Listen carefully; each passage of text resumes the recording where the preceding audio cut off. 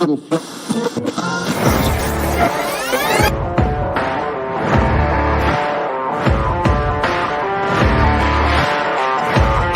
great, but being different for the sake of being different, I'm not a big fan of, right? If you just want to be different for the sake of technology, I would hide behind it. And you start to hear some of their challenges, and yes, because it speaks to the core of who you are and what drives you forward. Because what makes you different is what drives you.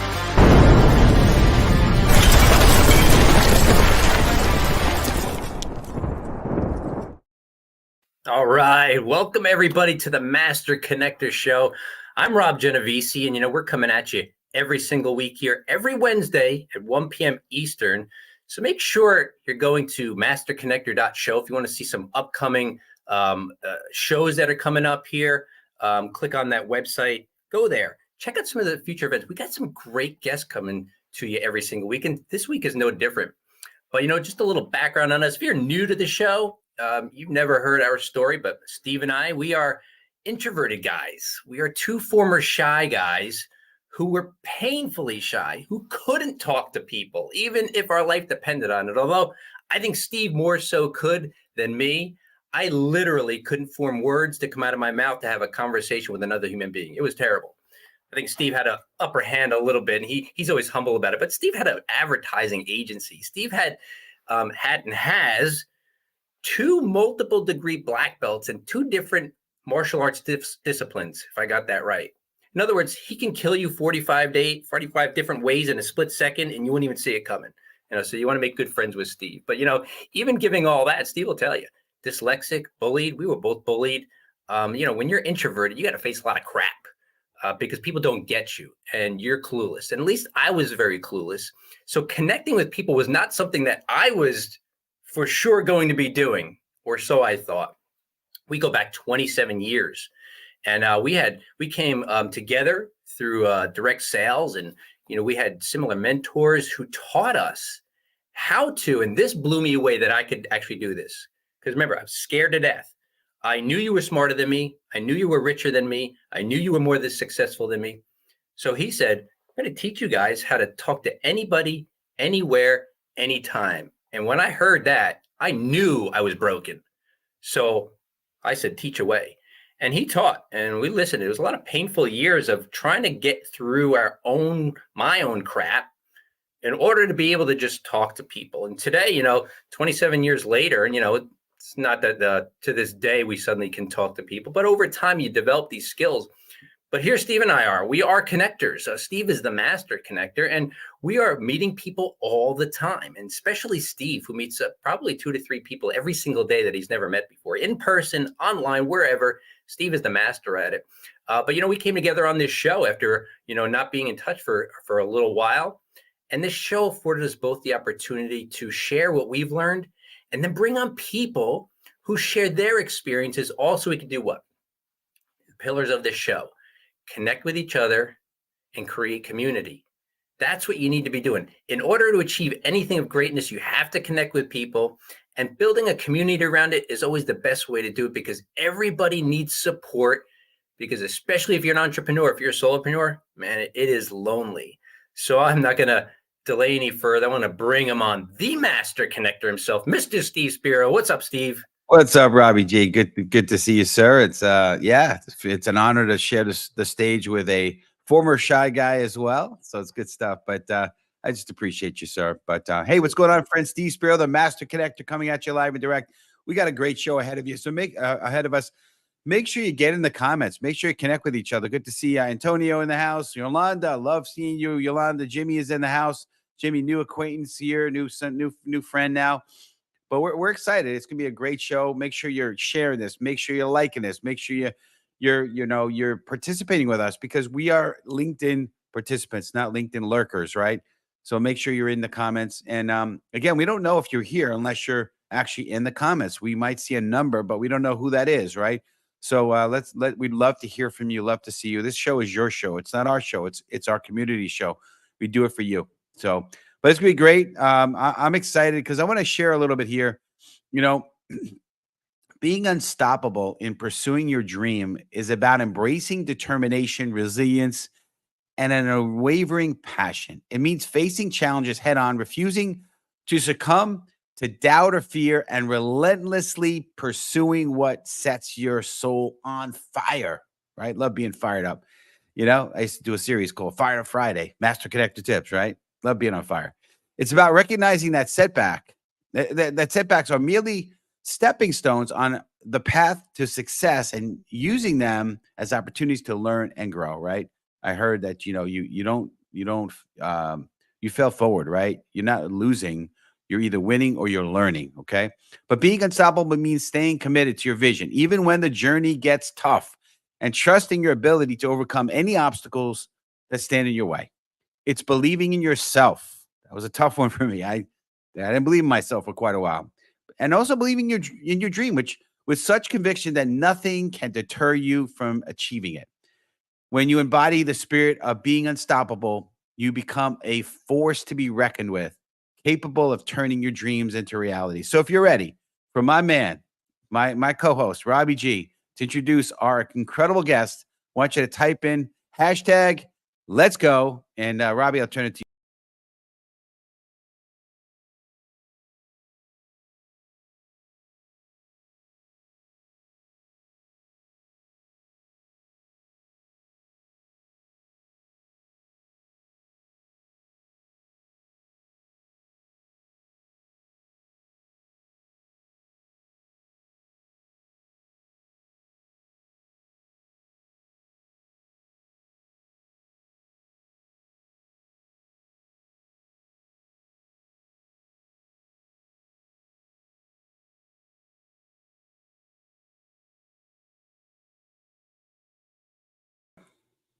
Hey, Rob, you're unmuted here, sir. But now you tell me. I thought I was unmuted. Sorry. I love live TV. This is great. Now I get to start Wow. over. I was trying to say it, but I was backstage, and I guess you can't hear me when I'm backstage. Apologies on that. There you Anyway, go. See, you don't have to be a pro to do this, but let me give it. I'll give it another shot because nobody heard anything. please. If you could read lips, you already got half the introduction. But Christy Thornton is a highly successful entrepreneur who's known for her role as the CEO of Coup Recruit, as well as being a national public speaker and founder of 26 for Caleb. She's become an inspiration to many thanks to her unwavering determination and persistence in achieving her goals. As a dream chaser, Christy Thornton believes that anything is possible if you have the drive, passion, and a strong purpose. She's a true testament to this belief as she has overcome numerous obstacles in both her professional and personal life. Apart from her thriving business, Christy uses her platform to share her story about the tragic loss of her brother in 2018 and to inspire others in overall decision-making, overcoming peer pressure, and to remind young adults of their purpose in life. Her powerful talks have touched the hearts of many and have motivated them to overcome adversity and achieve greatness. Please welcome to the show, Christy Thornton. Hey, Christy. Hi, Rob. Thank you guys so much for having me. I'm excited to be here. And I related a lot to what you said, Rob, in the beginning about just being an introvert and having to purposely make those connections and put yourself out there. So I feel like every now and again, I get myself in the same position and I have to keep challenging myself to make those connections. Yeah. Well, thank you for coming on the show, Christy. Of course. Absolutely. And it looks like you got a fan. Alexandria is saying, Yeah, "Go, that's Christy." that's my twin sister on there. So I saw her coming on. Awesome. That's great. Oh, okay. I see the last name in the hyphenation there. We got Frank's in the house. And then unfortunately, sometimes if you're not connected with us, we don't know who the LinkedIn user is. So apologies, but Okay. we're welcome having you on here. And it's good to have John Braden. You made it on, John. I know we were having some technical questions going on earlier today, but hey, we want to dig into this. We want to hear from you, Christy. Excited to Sure. have you on the show. So let's start with pursue. So community, type in hashtag pursue. So here's a question, Christy. What inspired you to pursue your dream, and how did you overcome any initial doubts or obstacles? Sure. No, great question. So I my story is a little interesting. I think I've always known I wanted to be an entrepreneur at a younger age. I didn't really know what that looked like. I fell into recruiting back in 2013 or so, did it for about a decade, and then I was fired. And it's okay. I'm actually kind of glad it happened. It was really that push to get me into entrepreneurship. Um, it was a process that I had to really grieve and go through. But really, I got fired, I processed, and then I decided this is the time. If I'm not going to do it now, I'll probably never do it. And so I decided to pursue my dream and go into entrepreneurship and start Coup Recruit. So that's where I am today. I'm 2 years into business almost, and I'm never looking back. So that's it. Boy, I got to tell you, I relate to that 100%. Yeah. So, if you heard the beginning, Christy, this journey that I had when I started out so clueless, I knew one day I wanted to own a business. But I spent 25 years in corporate. By the second layoff, I finally got ticked off and started a company, but I got another job anyway, to create some revenue while I was building this business. Then laid off for the third time. By the way, I was a great performer later on in my career. So maybe the first one was because I was inept, but the later ones, with all these skills you learn, you become very valuable to companies, but economics and politics always played a part. Sure. And by that third layoff, I said sayonara. That was July of 2019. And, getting laid off, like that second time, like you said, you grieve it, right? Yeah. But it's the best thing that ever happened to me because it pushes you to the thing you really need to be doing. Right. And it really, for me, when I got fired, don't get me wrong, it was a gut punch.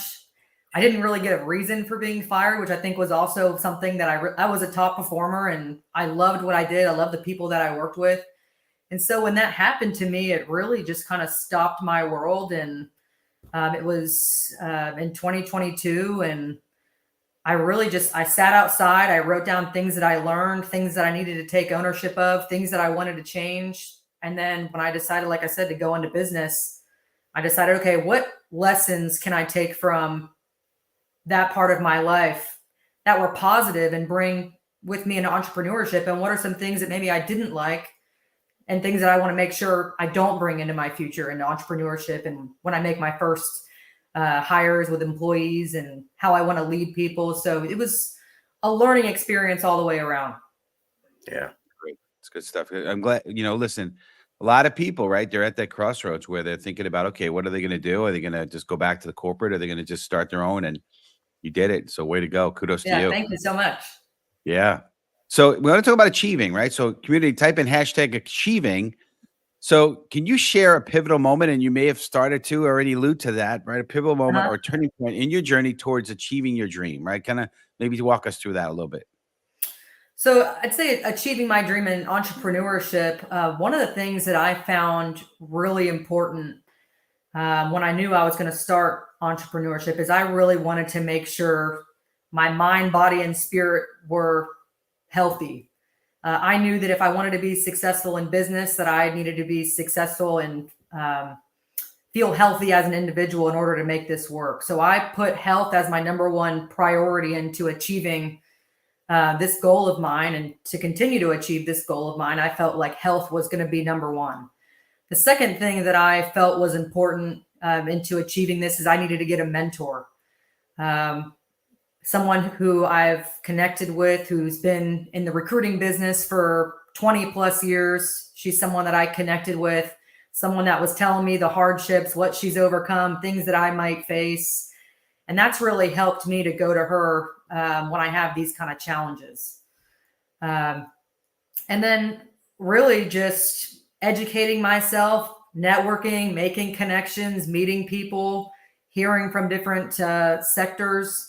But those are some of the things that I felt were very important into achieving this success and to achieving my dream. And I don't even know if I should use the word achieving as if it's completed already. I'm continually working on achieving this goal every day. That's got purposely, right? So, because we're all, work in progress. And I feel like, it's what I've learned is success is a worthwhile, it's the pursuit of a worthwhile dream or goal. It's not necessarily achieving, but it's the pursuit of, right?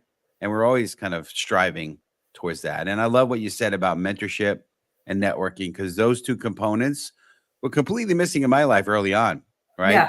Yeah. Rob said it before, it's like, I was clueless, I knew I could work, but there's no guidance. And then there was nobody in my life. I was the, if it's to be, it's up to me guy, right? I did chess, tennis, and karate. All single person sports, right? Now, there was nobody around. There was no team around me. I know that the cliche today, right? There's no I in team, right? But yeah, Right. that was me. I was the I guy, So Yeah. There was, when you asked the question what the pivotal moment was, I think the yeah, other thing for me was the belief factor.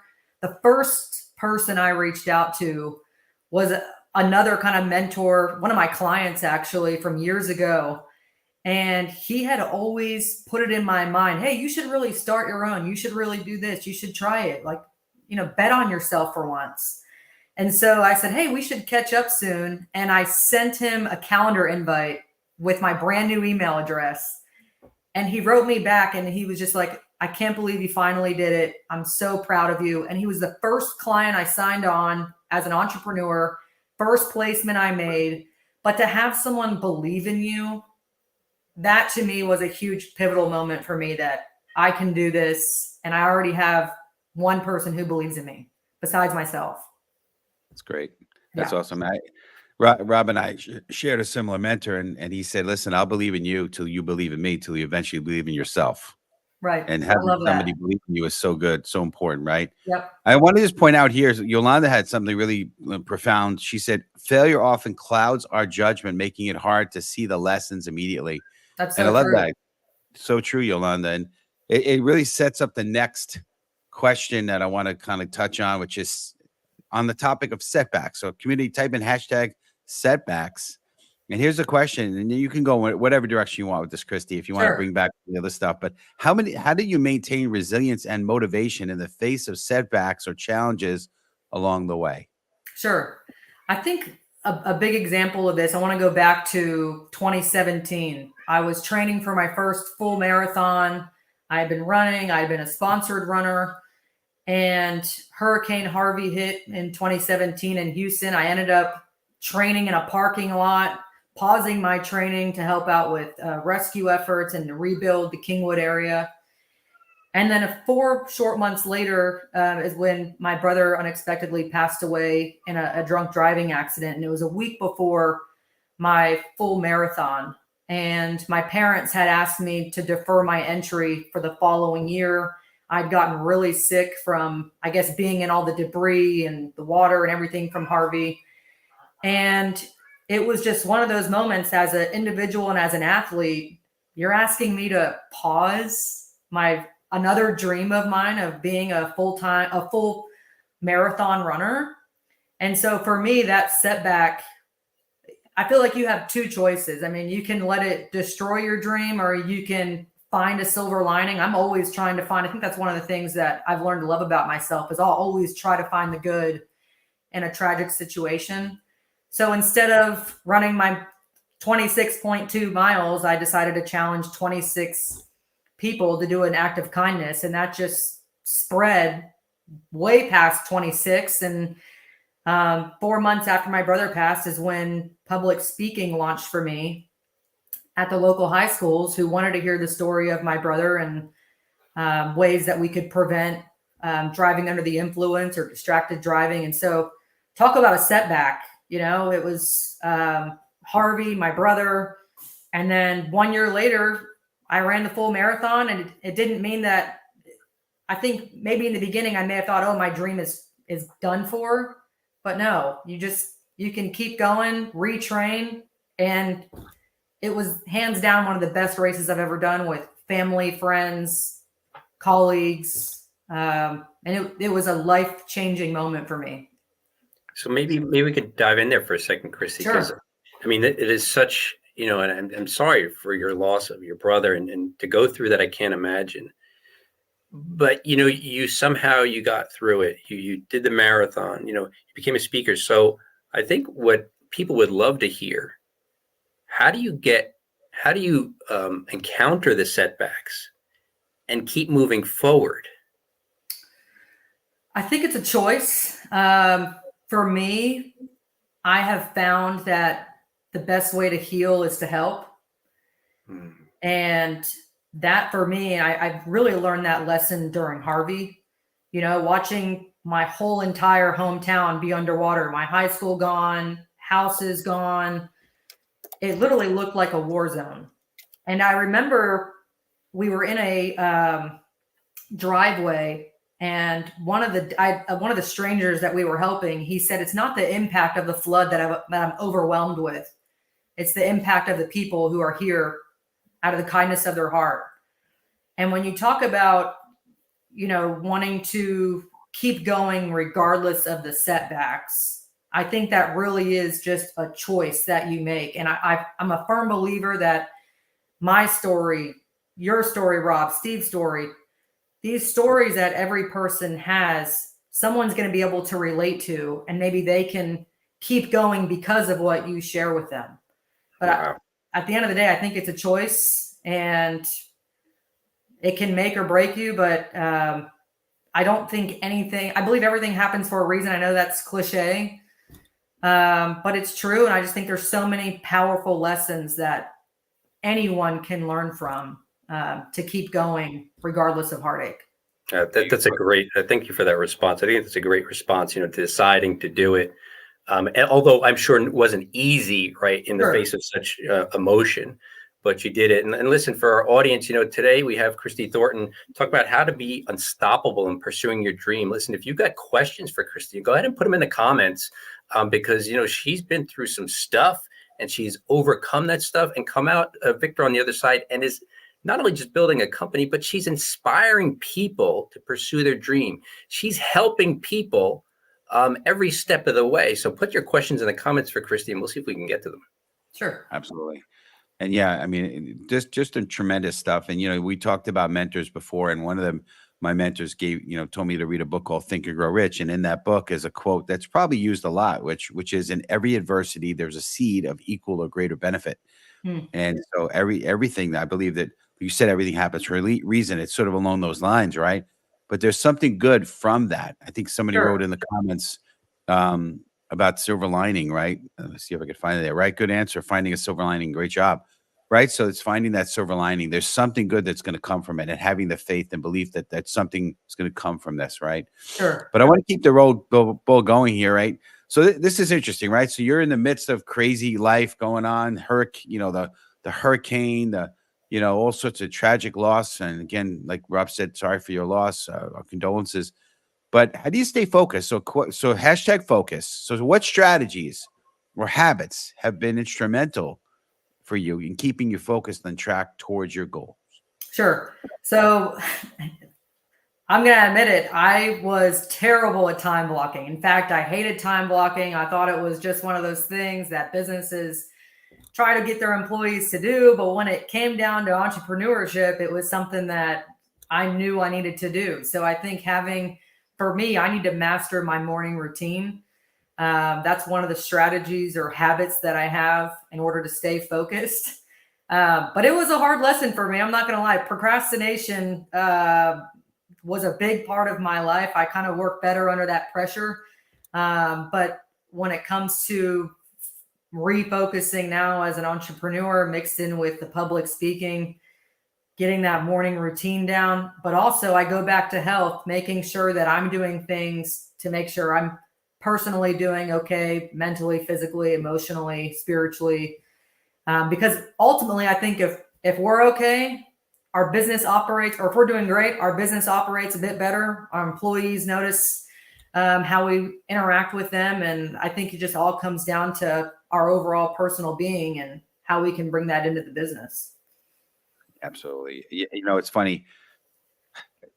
Time blocking, you mentioned it. There's so many good things, right? The morning routine, right? I mean, for a long time, I woke up and did whatever I wanted to do, and then started incorporating a routine, and that's been a game changer. Yep.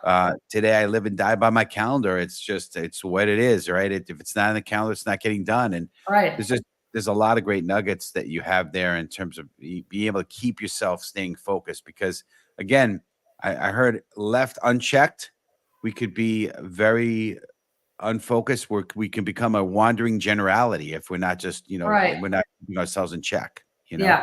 And I think one of the things too, I've really had to learn, because I'm a yes person. My friends invite me out to lunch, I'm saying yes. Somebody wants to have coffee and do networking, I'm saying yes. I've had to learn how to say, I can't right now. I'm really focusing on my work. So learning to say no has been, or no, I can't right now, but let's get something scheduled. That for me it's been a difficult lesson to learn, but the more and more I do it, the easier it's becoming. I'll throw one thing on that, because I know there's some the folks in our community might be kind of along the lines of, don't like to say no and yes people, right? Yeah. I have a tendency to not like to offend people, Right. although there's parts of me that does it too sometimes. But anyway, so what I've learned, again, we have a mentor. I was on a Zoom call with him yesterday, but he's got incredible people skills. And what I learned is you could say this, say, hey, I would love to. Let me check my schedule. Or I would love to, but tomorrow won't work for me, but let's come up with a time. Just start with, I would Sure. love to. Just soften That way they it. don't feel rejection. Right. Yeah. right. Start Or that there. you really don't want to. Yeah. Yeah. So you actually don't have to say no, right? Right. It's knowing how to say no without saying no. Right. Right. Right. Oh, we got a question here, Rob. You want to help with this? Yeah. So thank you, Alexandria. I think you may know Christy. I think I know her. Yeah. We might be roommates at one point. So what are some daily habits or personal habits you have to help you feel your best and be successful? Great question. No, yeah, great question, sis. So one of the things for me is I have to get my outside time. I find that extremely important. I have to get outside. I have to get my walk in. When I don't get that done, my energy is just depleted. So making sure I get my walk in. And then I think either Rob or Steve, one of you guys mentioned it, being a solopreneur, it can be lonely, but it doesn't have to be. And I think for me, making it a point to connect with someone, whether over the phone or a neighbor, that to me is very important in order to just build that focus and build that habit, a personal habit, in order for me to feel successful. I think it just kind of helps the juices in my brain and it just kind of makes me feel good. Outside of that, another daily habit outside of that, I don't know. I've gotten into reading lately. I did the 75 hard challenge. So it's 10 pages of a motivational book. I just read a John C. Maxwell book. So I think reading too, just being a constant seeker of knowledge or learning, that to me it's actually been pretty pivotal in my relationships and in business. Love that. Well, we're gonna close up here, and we're getting right at the end of the show. So last minute advice. So type in hashtag advice. And as you close down, any advice for the community as you kind of maybe final words, because we definitely are getting right at the bottom of the hour here. I think the biggest advice I can give you is if you're interested in entrepreneurship, if fear is the only thing holding you back, that's not a big enough excuse. And take the leap, bet on yourself, and believe in yourself more than someone else does. You'll find people, if it's meant to be, it will. And sometimes you just got to keep working at it. There are times where you're so close and you might give up right before the big change happens. So just keep pursuing your dreams, keep going, and I'll be rooting for you along the way. Awesome. Thank you, Christy. So tell our audiences as we close out here, what's the best way to get in contact with you? Sure. Yeah. You guys can reach me via email, phone number, text, doesn't matter to me, but kurecruit.com has all my contact information. And then for 26 for Caleb, it's just super easy, 26forcaleb.com. Awesome. Thank you so much. All right. So connect with people, everybody connect with Christy, because, we just had a short time with her here, but she's got a whole lot more to teach and to show us. So I appreciate you coming on the show, Christy. Yeah, we do appreciate you. Absolutely. Well, Thanks, guys. I appreciate it. We're going to put you in the green room there. Sure. Yep. So Robbie G. So listen, we talked about overcoming, and, just love and wish we had more time with Christy to talk about the overcoming and pursuing that dream. Everybody's got a dream, and I never let go of mine. So many years, right, later, when Steve and I met, we were two guys and we didn't know each other before we knew each other, right? We came together through that common business and had that dream and never let it go. And that was, to me, was about 30 years ago. And that's saying a lot. So you never let go of it. But listen, if you got some overcoming to do, don't worry about it. You just got to learn from people who've done it. And, Steve here has done it. In fact, he's written a book about it. It's called The Tao of the Master Connector. You're going to want to pick up this book. Steve wrote what he's learned over the years to help you become a master connector. And, he is a master at it. And I think the big lesson, the big takeaway is the fact that he was so not a connector. And now he's all about connecting. And that's the best person you want to learn from. So I'm going to put the link in the chat to pick up Steve's book while Steve closes this out here. I appreciate that. That's very humbling that you say that. I appreciate it. Well, we're just very thankful of you, community. Thankful, Christy. So next week we're going to be on. I will be flying solo, so I need as much support as possible. I won't have my man Robbie G on here. But episode 155 next week, Wednesday the 27th, For the Love of Being You with Cordelia Gaffer. It's going to be amazing. And listen, if you're interested in hosting an episode, go to masterconnector.show and you can learn more about that. And some of the up and coming episodes, if for some reason next week you're not able to make, you'll be able to see and register for the up and coming shows. But I want to just close with this. And listen, we'll look forward to seeing you next week for sure. And as we leave you to have that amazing week, I'm going to tell you a quick story. In a world veiled in darkness, there lived a solitary candle. Despite its small flame, it refused to be dimmed by the shadows. With unwavering resolve, it ignited hope. It ignited hope in those around it, teaching that even the faintest light can dispel the darkest nights. Through its radiance, it inspired others to ignite their own flames, illuminating the path to a brighter tomorrow. For in the midst of darkness, it's not the size of the light that matters, but the courage to shine brightly against all odds. Remember, folks, let's be the light. And you start to hear some of their challenges. And yes, because it speaks to the core of who you are and what drives you forward. Because what makes you different is what drives you.